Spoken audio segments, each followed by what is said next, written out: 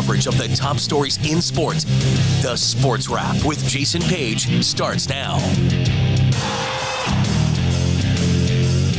And good to have you with us this Tuesday, October 31st. Halloween 2023. NFL trade deadline. It's here. But should anybody care?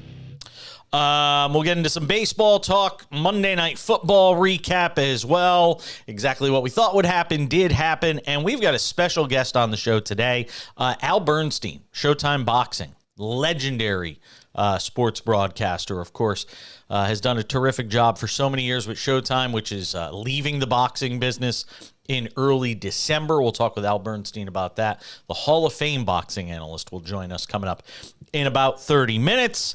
Big trade in the NBA. Not a surprising trade in the NBA, but a big trade nonetheless. James Harden is going to the Los Angeles Clippers. Another reset.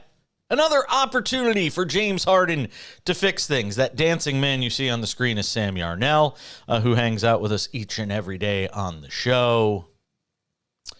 All right, so James Harden goes to Los Angeles. I didn't think he'd have another stop in his career. I really thought that after this latest blow-up in Philadelphia, there might not be any more takers. But there's always going to be one team out there.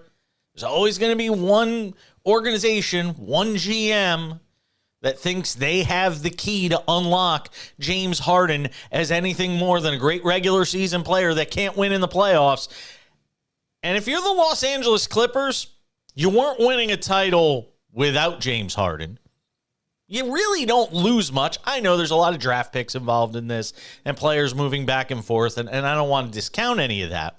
But at the same time, Sam, what do you have to lose if you're the Los Angeles Clippers and you're trying to win a title and stay relevant in Los Angeles where everything's about LeBron James and Anthony Davis? I don't know if reforming the 2016 Western Conference All-Star team is exactly the way to contend for a title in 2023, Jason. That's my initial reaction, and I don't think that it's going to differ much with this trade, right?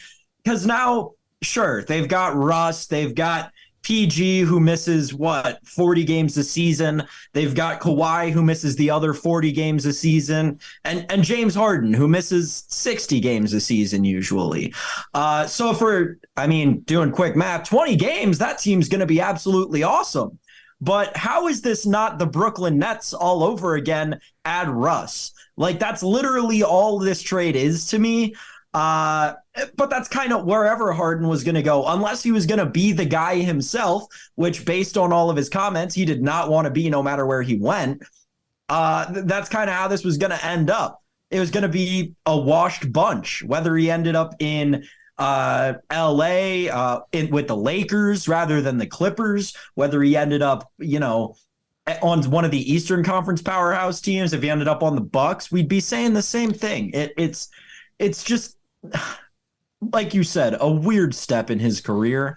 Again, I come on the program very often and say that I don't know ball, but at the end of the day, I could tell you that this Clippers team, they're not going to do a lot better than we thought they were going to do before the season with the addition of James Harden. Here's the funny thing. You said, I always say I don't know ball, or, you know ball.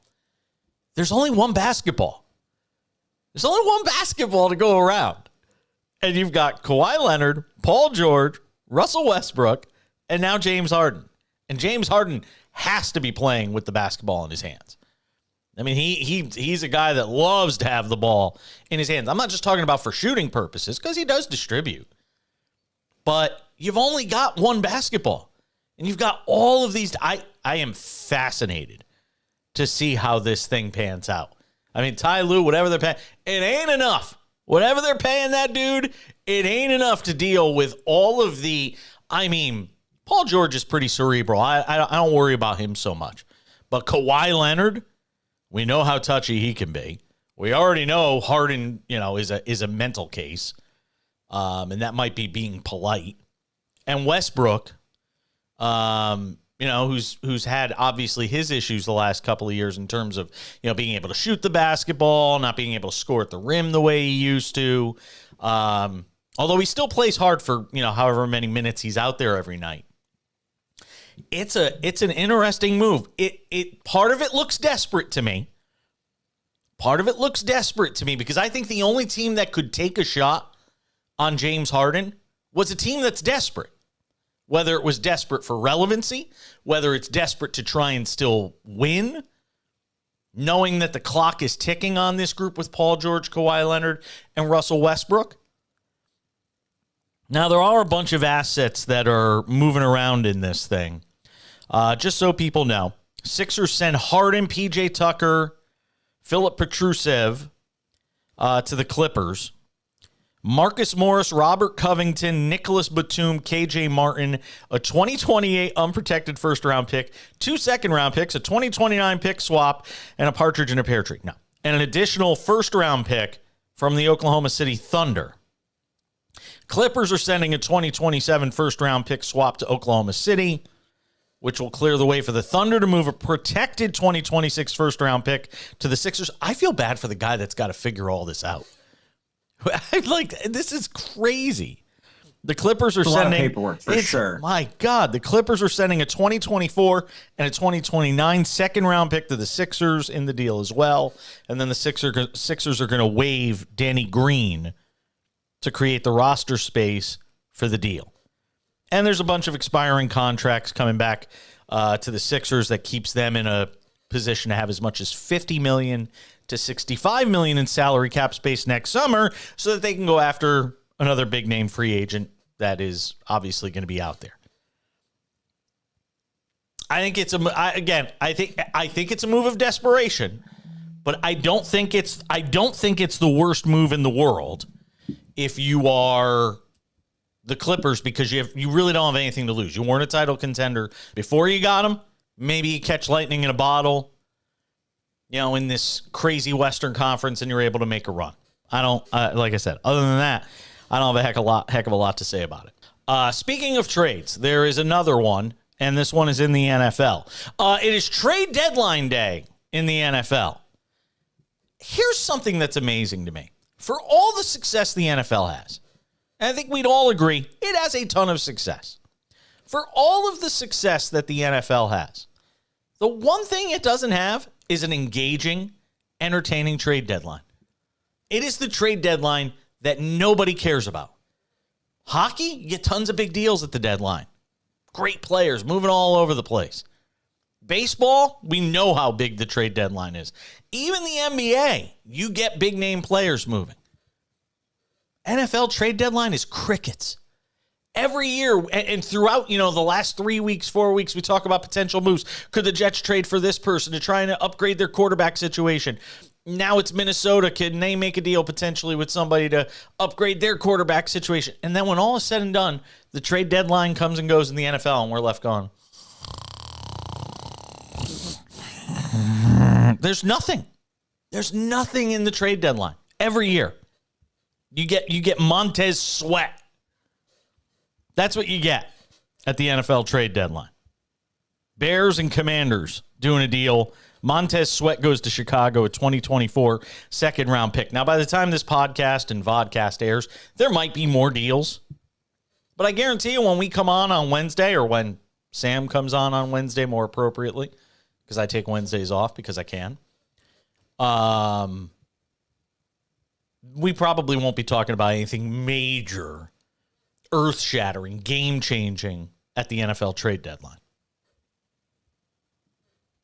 I think it's because the NFL trade deadline, and I haven't, again, looked into the numbers to back this up deep enough yet, but it feels like, just with relation to percentages of the season, that the NFL trade deadline is earlier than the other trade deadlines, right? But they made it later. It used to be earlier. The NFL trade deadline used to be earlier. They've made it later, and it's still not inducing any trades. Maybe they need to go even later. Because it used to be what, the end of the first week of October, something right? Like and that, they moved it back by 2 weeks. At the end of the day, there are, like you said, Jason, there are sports that have this entire debacle figured out. Soccer is a perfect example. They do deadline day, right? Transfer deadline day. And that's just 12 hours because you have so many teams across so many countries and even continents. That's just 12 hours of mayhem and no one's playing any games, but the reports are just constantly flowing. It seems like the NFL, like I said, has their trade deadline earlier, which forces teams to be a little more conservative in making trades. But beyond that, the NFL is so game to game focused and so week to week, station to station throughout the course of the 18 or plus long week season, week long season, I should say. Over that time, there's not enough spare time to set aside and say, this is what we need to do, except for the teams that are in critical situations. You look at teams like the Bills who are missing all pros on defense, or the Vikings who are missing their quarterback for the rest of the season. The Colts, same thing, even though they're probably not going to replace Gardner Minshew. But these kinds of situations, there are teams that have glaring weaknesses that injuries have given them. But I feel like the trade deadline should really be when teams are finding out that they're contenders and trying to make themselves that more so, not trying to fill holes that were created by the first 7-8 weeks of the season. That's why I feel like moving the trade deadline back to even week 10, 11 would be beneficial for the NFL, because then you'd have 6-5 teams, 7-4 teams if it's after week 11, right? Those teams may have come into the season with very low expectations. Now they're in week 11, 2 games above 500, outside looking in at a playoff spot. They're one move away from being immediate contenders. So I agree with you that the trade deadline in the NFL is always overhyped and never delivers. But I think if we just moved it back, it would go a very long way. I think 2 weeks. I think 2 weeks would make an enormous difference. All right, we got to talk about the Baseball World Series. We'll do that coming up in a couple of minutes on the show. Also, there was a Monday Night Football game. We didn't think it was going to be very interesting, and it wasn't. Everything we thought would happen, happened. We'll get to it next on the Sports Wrap on this Tuesday.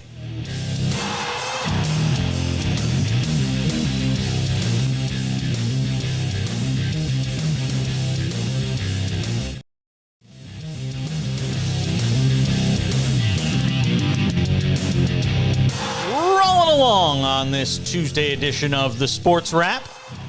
We'll get to the World Series coming up in a few minutes. Al Bernstein coming up in 15. A couple of segments with Al Bernstein, Hall of Fame boxing analyst, Showtime Sports. We're not just talking boxing with him, though. Stick around for that. Monday Night Football, we told you what would happen, and for the large part, it did. The Detroit Lions handled the Las Vegas Raiders, who continue to be a mess. I did not think this is what was going to happen when they went and got Jimmy Garoppolo in the offseason. I have been dead wrong when it comes to Jimmy Garoppolo and what I thought he would be able to do for this team. They lose last night. They dropped to 3-5, and the Lions continue to, establish that they are one of the top teams, not just in the NFC, but in all of football. And you got to stop with the whole thing of they haven't won a playoff game since. All of that is past. And I know people will say, well, it puts pressure on them because, this group has a chance to do something no other group has done in 2 generations. All of that is fine and good. But ultimately, we're in the now. So I don't want to hear this talk of they haven't won a playoff game since blah, blah, blah. The Lions are in it to win it, as my dog Randy Jackson would say. All right, we all watched the game last night, Sam. So what did you make of what we saw from Detroit in that game? Weird spot, good bounce back spot for the Lions. They needed to play a game like that. The Jared Goff, Sam Laporta connection is real. Hope that you listened to me before the season started and got Sam Laporta on your fantasy team, because that has paid incredible dividends in a lot of ways. And he was a late round pick. I think I got him in the 10th or 11th round in one league. And he's actually the second tight end I have on that team. TJ Hawkinson's the first. So pretty set in regard to that lineup. But anyway, the connection between Goff and Laporte is incredible. It's going to take the Lions a long way. That team has really come around, and I think they came out and showed it last night. They didn't play their best game, and it was kind of like the Bills. They didn't play their best game, and they still found out a way to beat a bad team in the Las Vegas Raiders. Didn't say Oakland that time. Nice job. Thank you. I've come a long way. Thanks for Jason, doing your since job. we started doing the show today. Yeah. Anyway, Las Vegas, they're going to have to do something. Something's got to change. I guess I thought Jimmy Garoppolo tore his MCL last night. When he took that low hit in the end zone, that was there was a flag on it for roughing the passer, as there should have been. But I thought immediately that he tore his MCL. Interested to see if he shows up on the injury report at all this week. I wouldn't be surprised if Aiden O'Connell's starting games for this team before the season's up. Yeah, and look, either Aiden O'Connell or Brian Hoyer. It depends what your goals are. If you're pining for a higher draft pick, maybe you go with Aiden O'Connell. If you think you've still got a shot in this thing at 3 and 5 to try and make a run at a wild card spot, maybe you go with Brian Hoyer. That's something they're going to have to figure out. From a betting perspective, last night, sorry to make you relive this. We were talking about it though during the break. You had a 4-teamer, a four-leg parlay last night. Four-leg same-game parlay. A 4-legger, and unfortunately, like a damaged dog, you only had 3. So give me what happened last night and tell our audience. Regale us with your heartbreak if you don't mind. Yeah, sure. I'll live through this one yet again. Probably the worst beat of my life. So I cooked up a parlay. Why am I smiling? Why am I smiling? I don't know why. Maybe because you parlay to lose, but okay. Because Jason preys on my downfall. I hope the listeners understand that Jason does nothing but prey on my downfall. 16-1 same game parlay. Used our friends at FanDuel, had a profit boost if you put together a same game parlay for the Monday Night Football game. So I used that. The 4 legs were Lions minus 1.5 in the first quarter. They were up 3 at the end of the first. Laporta over 6 receptions. He had 8. Jahmyr Gibbs over 70-something rushing yards. Went way over, had like 150. And the last leg was Detroit Lions team total over 26.5. Those who watched the game know that the Lions with 26 points, Lions had 23 points entering the fourth quarter. I thought I was smooth sailing. They marched down the field in the fourth quarter with 5 minutes to go, I want to say, having 26 points exactly, walk into the end zone. It pushed the team total over, pushed the game total over. I was on both. It was a great day to be me. Then the laundry comes out on the field, holding, move it back 10 yards. Lions didn't score the touchdown, went for the field goal attempt on 4th down from the 13-yard line. Quick math, that's like a 29-yard field goal. Any NFL kicker should be able to make that with their eyes closed. Lions kicker, who's 4 for 4 on the day and has already made 2 from 40 plus, trots his way out onto the field to the left hash, puts it up, pushes it wide right. Lions finish with 26 points. Parlay dies. Like I said, it was 16-1.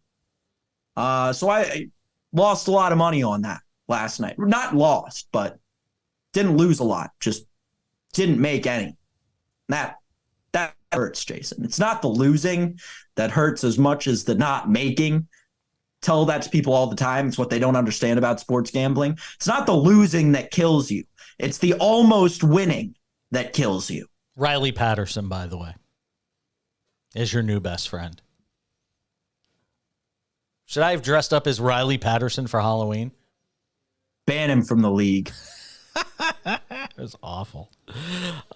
We feel for you, Sam. But you I'd rather have lose. PFT commenter kicking field goals. I'd just like to put that. Can I just say this? Here's what you need to do. You need to get. We're going to do the elastic therapy on you. You get one of these elastics. See this? Get an elastic. You put it on your wrist, like so. And every time you're thinking about parlaying, you do this. Oh, mine broke. See, I even got cheap elastics in the house. We can't afford the good ones.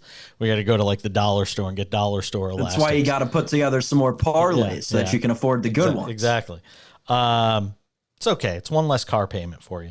So look, I'm telling you, you'll never hear me give out parlays on this show. I will never do it.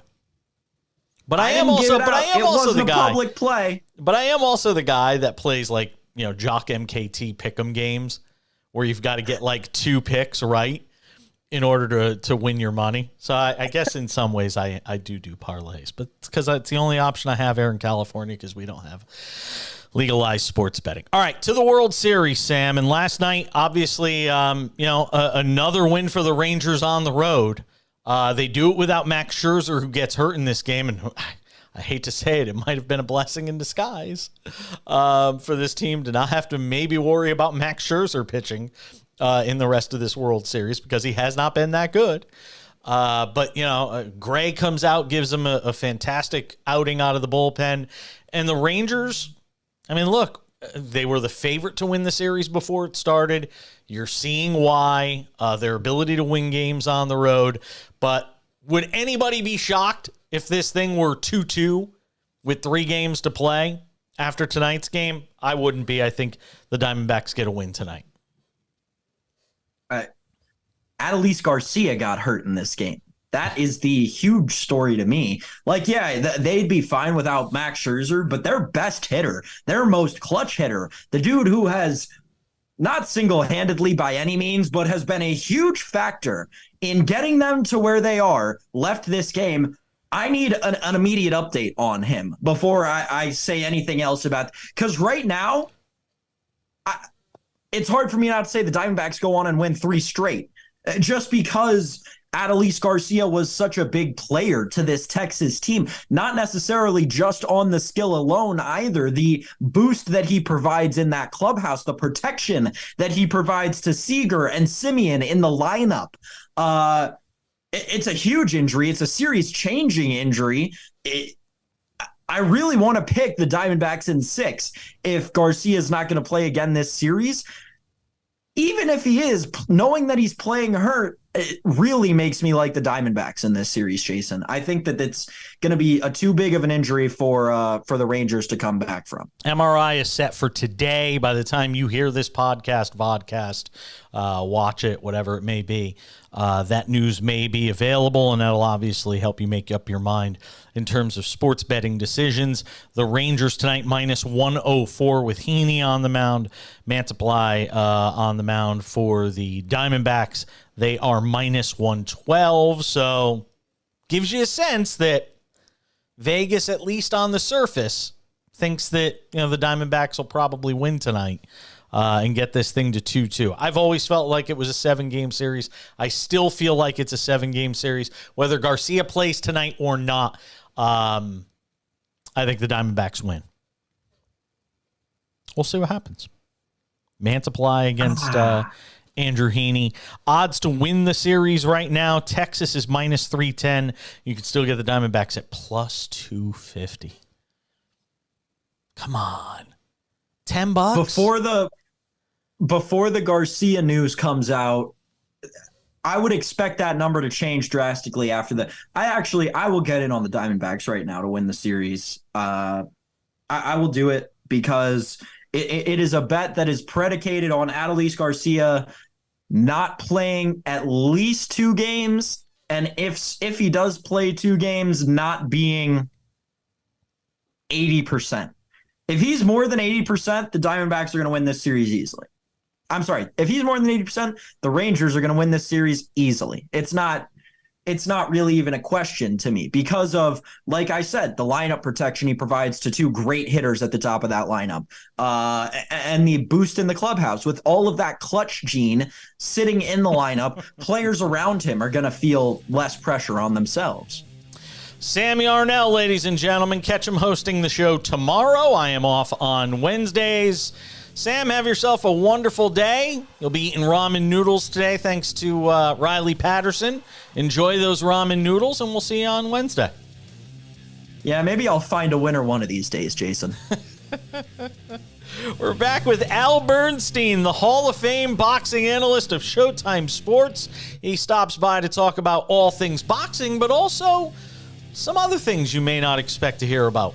from Al Bernstein. It's next on the Sports Wrap.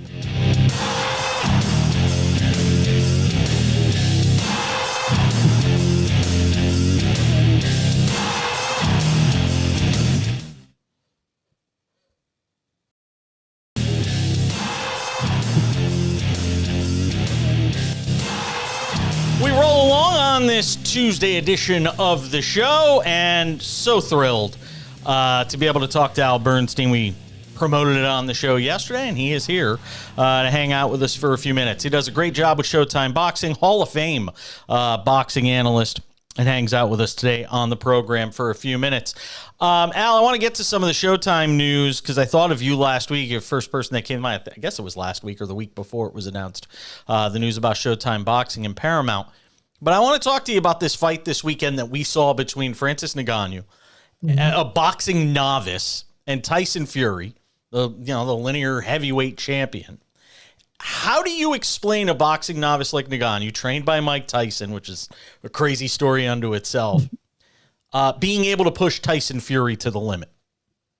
Yeah, look, more often than not, these crossover bouts, when a MMA person comes over and fights in boxing, there's very little chance they can do that well, and mostly they haven't. On the rare occasions when boxers have undertaken MMA, other than somebody like Holly Holm, who had a background in MMA or in kickboxing, and who spent many months training to get ready for MMA, for the most part, boxers are not going to fare well. They're two different sports.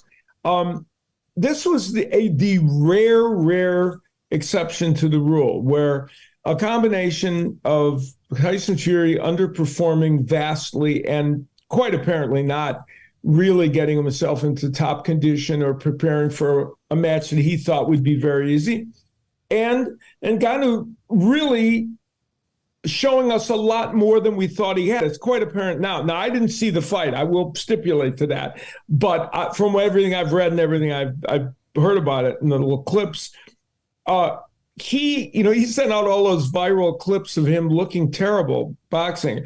I'm thinking that was kind of a stalking horse, right? And a red herring for Fury and all those people, because clearly he performed better than that in the actual fight.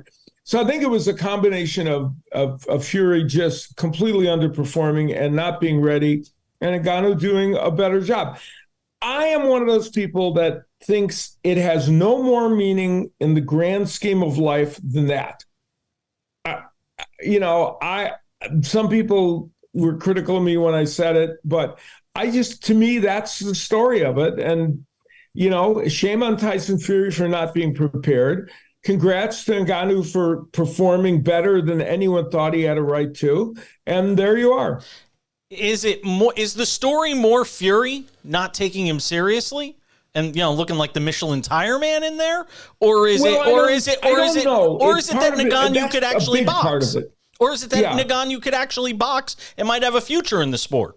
He showed, apparently, from everything that I've been told and from the little clips I saw, he showed a skill level that surprised people. And here's the other thing he does have, as many MMA fighters do. His punch resistance, of course, is terrific. In fact, at one point, there's a clip going virally of Tyson Fury landing what appears to be a deliberately illegal elbow. And, of course, Ngannou has been hit with many elbows, hasn't he, before? He walked right through it.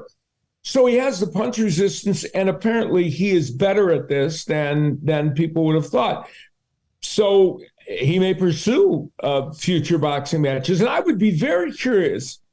I would have to admit, I would be curious then, given what happened here, to see him in against a top 10 heavyweight who would now know that this guy has skill sets and that he's a capable performer.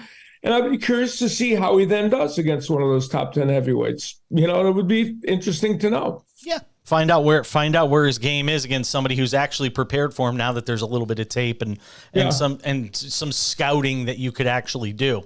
Yeah. I remember talking to you, God, it might have been 4 or 5 years ago was the last time I had this kind of conversation with you. But I'm curious where you are now on the crossover fights? I know you say it kind of means nothing. Does it bother you? Do you want to see more of them? Is it good for the sport? Because there's a greater conversation to have about the health of the sport of boxing, and it's tied to the whole story that we talked about with Showtime and everything that's going on there. Tell me how you feel as a purist, as a guy who's been around forever, how it makes you feel when you see these crossover fights. Well, there's two types of different kind of boxing matches. There's the celebrity ones, the Jake Polish ones, and all those kind of things. Those exist. The appetite for those, while it still exists, has decreased. They're the crossover MMA boxing fights, which also are very small in amount. I mean, they're an infinitesimal percentage of all the boxing matches that we have. They're going to happen now because we live in a what I think of as a reality TV society. You know, it's if something can be turned into a thing on social media or through marketing, it will exist, right? For better or worse. For better or worse, that's where we are. For better or worse. And once it exists now, it's a thing. And then if it's a thing, it moves forward and it happens. So these things are invented out of whole cloth. They will probably continue. My opinion hasn't really changed. They still don't make up the bulk of, let's say, boxing or MMA, and they're not. I don't think they're tied to the overall health of the sport one way or the other. I just don't see that. I don't watch the sport the way I used to. I just don't. There isn't a figure.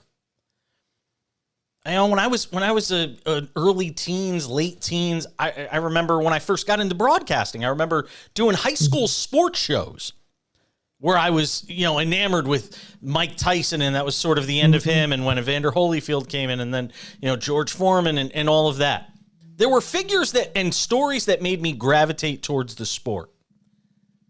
For somebody who wants to get back into it and is looking for that story, who is it? Where is it? Well, they're not. Well, here's the thing. Okay. Boxing, beginning in 2000 or a little bit after that, the mainstream sports media stopped covering boxing, period. Radio people stopped doing a lot of interviews. Newspapers were dying. Not dying, excuse me, sound like Donald Trump. God forbid. But they were changing and evolving and having less impact. They weren't going to be covering this sport like it is. So if a tree falls in a forest, did it fall? We don't know. Eric Morales and Barrera and Manny Pacquiao and Marquez were the four kings of their division in the 2000s. But the mainstream sports media didn't pay attention to them. They didn't care anymore. They were gone from boxing. So there's some great stories, right? We have, in the last 4 years, boxing is product, especially this year, has been as good as any product that I've seen in the last 25 years. But I don't know, are people, in other words, if you don't see them on SportsCenter or you don't see them covered on SI.com enough, or I'll just go on and on, I could name a bunch of outlets, whatever it is, then you're not going to know. And you're in the business, right? You're in the business. You're not going to know about that. The Inoue Fulton fight should have excited everybody, but did it get enough attention? I don't know. We had Spence Crawford. We had all these great fights of this past year. And some of them resonated and some didn't. But more than those fights, here's what boxing does have. And you can see it on DAZN. You can see it on Showtime, though, or wherever the PBC fights land for their next platform. You can see it on ESPN. There's all kinds of fights all through the year that are really good. Really good. People just have to watch them, period. just feels like it doesn't. But you're so 100% spot on when you say it doesn't get the coverage. It doesn't. They're not getting covered, and they're not getting covered. And they don't. And people are not. Only a certain amount of people are aware of them. And so, and here's what's happened. Boxing has become, this has actually been, boxing found its niche. Everything other than the NFL is a niche sport. It's just how big is your niche, right?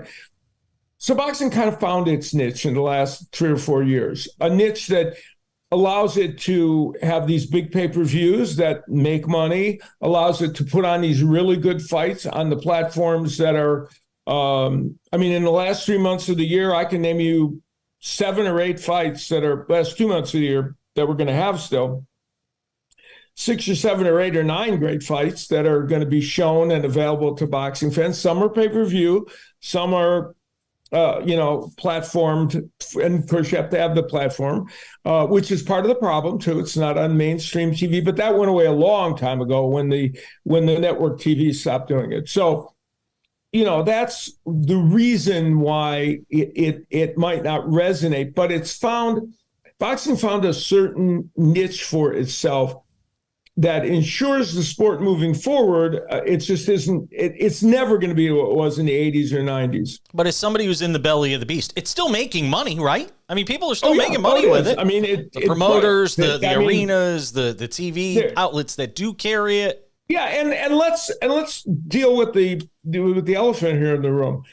The reason boxing isn't going to be on Showtime in 2024 has nothing to do with the sport, with the product we put on, or anything else. Paramount needed to cut. They sold Simon and Schuster. They needed to cut across the board. And Showtime Sports is one of, I'm going to say, 20 things that across the Paramount universe got cut. So it had nothing to do with the quality of this or the quality of that or where the sport's at. It was an easy cut for them, or not easy. It wasn't easy for them, but it was a cut they could make. Last fight, 25th of November, right? No, we have December 9th. We got another pay-per-view, so Showtime pay-per-view. That's the last one? That will be the last one on Showtime, yeah. What do you want to do post-Showtime? I mean, do you have any ideas? If people approached you? Yeah. Personally? Yeah, I mean, as far as still being in the fight game. I'm going to keep doing boxing. That's not the last chapter of my career. I will continue to announce boxing. I can't say much more, but I will continue to do boxing. But you definitely still want to do it. Well, of course. I love being a broadcaster. I enjoy it. I'd like to think that I haven't lost my fastball, and people don't seem to think that. So I love doing it. I love broadcasting, and I definitely am going to do some more. What does it say? I kind of want to get your thoughts on this. What does it say as a whole? I mean, you've been in this game, and I'm not just talking about boxing. You've been in the broadcasting game. Right. Probably as long as I've been alive. I mean, I've been doing it 28 years, and I've seen the evolution from where it was when I got into where I am now. What is it like for you to see all these different platforms? We were just talking off the air about, these streaming platforms versus TV versus cable. There's just so many options that it's all watered down from a rating standpoint. Who's watching what? That's right. And that's an interesting, and that's true of all of television for sports and for entertainment, which is intriguing. We were just discussing the other day that during the COVID period, a lot of shows that kind of became hits would never have become hits if not for COVID, because they wouldn't have found a viewing audience. But because everybody was watching and desperate to watch, shows that were quite good did get a viewing audience. So, in sports, the dispersion of the platforms going into all different locations, it means that overall the number of people may be slightly less, depending on what platform you're on. And that's true. I mean, I don't know what the numbers are, but, pro football on Thursday night on Amazon seems to get a lot of people to watch. I was don't just know looking. I think it did about. I think the last game did about 11.8 or 12 million people. Who would have ever thought that many people would flock and pay for? It's just. It's a lot of people. So really, yeah, would it done how much? I don't know how that equates to the Sunday Night Football on NBC, but whatever it is, or Monday night on ESPN. But the point is that, you know, you can reach people, and because our habits are changing of how we watch things. I don't think most of us care where we see something at this juncture. Now, you know, a part of sports, though, the equation is, and this is where boxing, of course, headed into a place where it became more niche, because in the 80s, you could see it on Saturday and Sunday afternoon for free on the networks. And then that changed, that equation changed. So, but that's happening in all sports, isn't it, to some degree? So, yeah, it's been a real, two things have changed. I mean, I've been a sportscaster started in 1980 on ESPN. So it's been 43 years. There you go. Luckily, I started when I was 10 years old, so that's good. My nose is growing, right? So many changes, right? Changes in the way the broadcasts are done to some degree, changes in how people see them, and you would expect that, you know? It's fascinating. It's a conversation that goes so far beyond even what we're talking about, because there really is just so many levels to it. There really is many nuances to all of it that when you dig into it, it really is intriguing. You know, I mean, I find it to me broadcasting and the whole art of it and everything surrounding it is really fascinating. And it, you know, the one thing you can count on is change, right? It's amazing. I mean, I'm literally broadcasting from a studio inside where I live. I mean, and it's a nice studio, teleprompters. It looks nice. TVs, and you probably never lighting, thought that was going to happen. It's crazy. I remember when the first quick cams came out back in the mid 90s and looking at these things and going, wow, and we were on, 28.8, BPS internet. And you were just happy if you saw somebody moving like this. And now we're watching live sports on an internet connection, and it blows your mind. It absolutely blows your mind. It's changed everything. It's changed the idea of course, for live sporting events, it's changed it. For the coverage of sports, it's changed everything. One of those many wormholes that you can go down is people, quote unquote, covering sports who aren't exactly journalists, but somehow they're covering sports. But, it's part of the landscape, and it's all part of, and it's part of how it's changed the people that, even on mainstream coverage that do cover sports, they have changed their attitude to some degree because of all that. Al, so there's a lot to unpack there. Al, is there something at this stage of your career that you haven't done that you'd like to do? Or something that's popped up that's caught your interest that you're like, you know what, I'd like to try my hand at. Yeah, there's always been things that, one of my, I did some college basketball for ESPN doing play-by-play, and I covered a lot of other sports for a little while for SportsCenter.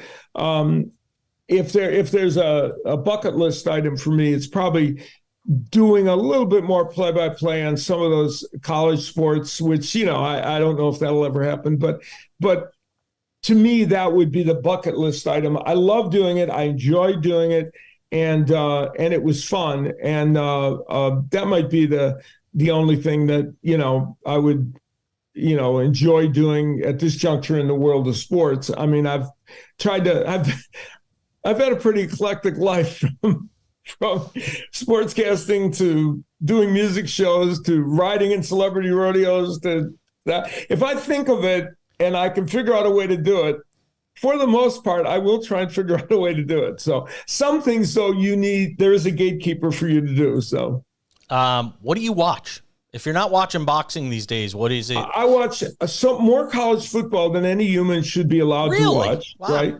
Yeah. TiVo, a million games. And when my wife goes to bed on Saturday night, I stay up way too late. watching, the not only the games, flipping through them, but the whatever. So in terms of sports, I am a huge college football fan. And I'm an NBA fan too. For the most part, I enjoy watching that. And other than the boxing, which of course I watch the boxing, but those are the two sports probably that and of course we all watch the NFL, but those would be the sports that really kind of get me going. Like I honestly think college football is one of the most entertaining and completely unpredictable things that you will ever watch in your life, right? I mean, you never know what's going to happen in college football. So, what do you make of Deion Sanders in Colorado? I put up a tweet this weekend and you actually responded to it, which was crazy because I was literally just thinking of you. And you responded to something I had tweeted about, Kansas beating Oklahoma, and nobody talking about Kansas all year, who I think is like 5-2 on the year after being mediocre or worse last year. But we've got to get Deion stuffed down our throats every day, despite the fact that team's not good. They are not a good football team. They have a great quarterback who's fun to watch, but he's getting a crap beat out of him every week because they can't protect him. They can't play defense. The coaching thing is still relatively new to Deion at this level. It just boggles my mind that there's this narrative that's been created from scratch that everybody's in on it, except me apparently, that like Colorado football is the greatest story in the world. Well, here's the thing. Okay, so let's take Kansas and let's take Colorado. Kansas is 6-2. Over the last couple of years, Leopold has done a tremendous job of building that program to respectability, where it's only had glimpses in the past, right? It's had little periods where it's been good, but it's essentially not been a strong program. And they got some attention last year, and this year, much less than they deserve, because now they are approaching that moment when they can be maybe contenders in whatever conference they're in. Colorado is better than they were last year. They were terrible last year. So the Deion Sanders show with 8 million transfers and his sons and what he has brought with it has made them better than they were last year. They will probably finish the season with no more than 5 wins, right? They'll probably win one more. Looking at their schedule, which is really tough in the Pac-12, they probably win one more game. And they're going to finish 5-7, which is an improvement, but it's not a Kansas improvement. And the part that fascinates me is because, again, and this speaks to the many issues in sports casting and the way sports are covered. Once a story picks up steam and it becomes one that the narrative is pushed, they're not going to let go of it. And the part that I find fascinating is that Deion Sanders never met a camera he didn't like. So clearly he's happy about all this. He wants attention on his program, which is fine. He wants, he can create all these viral moments. He has a team that is, as you point out, entertaining almost sometimes in a watching car crash kind of way, and sometimes just entertaining because they're so offensively gifted.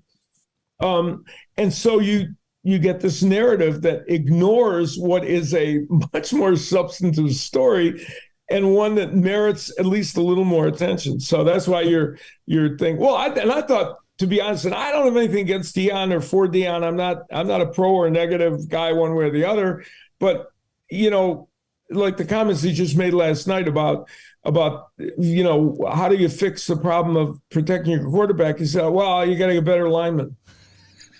Which means, okay, so I got to get rid of all these guys in the portal next year and bring in a whole nother batch. There's no other way beyond that. Like, number one, I picked these guys. Number two, maybe we could improve their technique by coaching them up.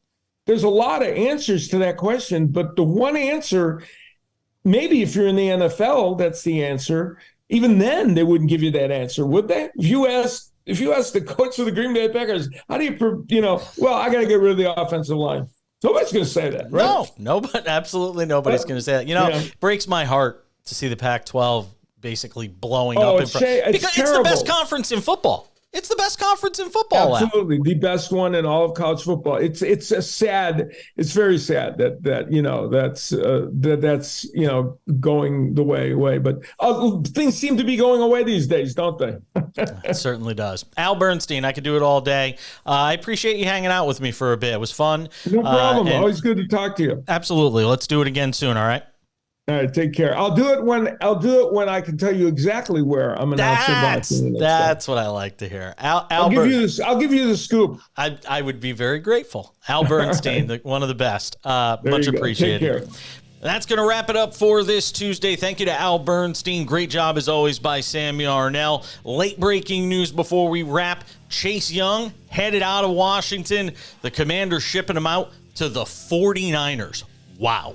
Rasul Douglas is on the move as well, with the Green Bay Packers dealing him to the Buffalo Bills for a draft pick. And Donovan Peoples-Jones, DPJ, headed from Cleveland to Detroit. We'll have a full recap of all of the trade deadline news on Wednesday. Sam Yarnell sits in for me. I'll see you back here on Thursday for the Sports Wrap. Have a good one.